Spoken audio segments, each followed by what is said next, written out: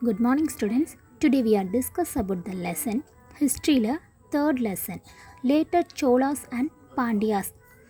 பிற்கால சோழர்கள் மற்றும் பாண்டியர்கள் அப்படிங்கிற லெசனை பற்றி தான் டுடே கிளாஸில் நம்ம பார்க்க போகிறோம். வாங்க கிளாஸ்க்குள்ளே போகலாம். First the later Cholas. In the 9th century, Vijayalaya, ruling over a small territory lying north of the Kaveri, received the Chola dynasty. He conquered Tanjavur and made it his capital.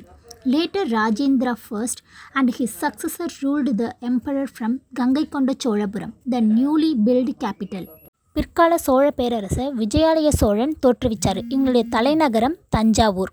பிறகு ராஜேந்திர சோழன் கங்கை கொண்ட சோழபுரத்தை தலைநகரமாக மாற்றினார். Next, Rajaraja first was the most powerful ruler of Chola emperor and also grew popular beyond his times. He established Chola authority over large parts of South India.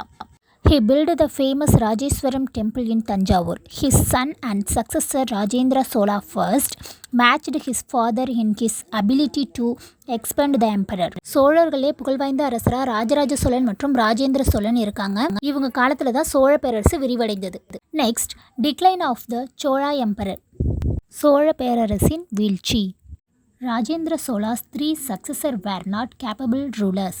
The third successor, Veerarajendra's son, Adirajendra, was killed in civil unrest. With his death ended the Vijayalaya line of Chola rule. Rajendra சோழனுக்கு பிறகு வந்த அரசர்கள் திறமையற்றவர்களாக இருந்தாங்க. அது மட்டும் இல்லாமல் வீரராஜேந்திரனோட மகன் அதிராஜேந்திரன் கொலை செய்யப்பட்டதோட கால சோழர்கள் வீழ்ச்சியடைந்தனர். Administration. The Chola rulers established a well organised system of administration.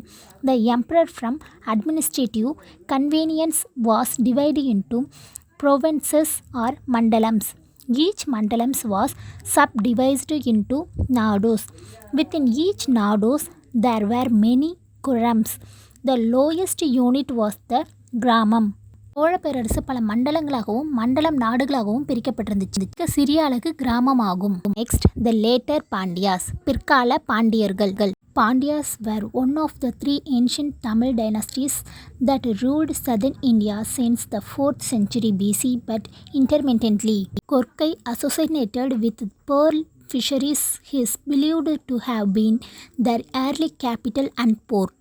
தமிழகத்தை ஆட்சி செஞ்ச மூவேந்தர்களில் ஒருத்தருங்களா பாண்டிய பேரரசு இருக்குது. உங்களோட துறைமுகம் மற்றும் முத்துக்குளிக்கிற இடமா கொர்க்கை விளங்கியிருக்கு. Next, Jatavarman Sundarapandyan. The illustrious ruler of the second Pandya kingdom was Sadayavarman Sundarapandiyan.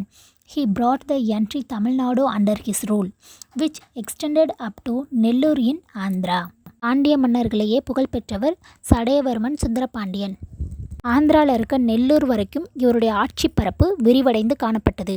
இவரை ஜடாவர்மன் என்றும் அழைப்பர். Next, state. Pandya Kings preferred Madurai as their capital.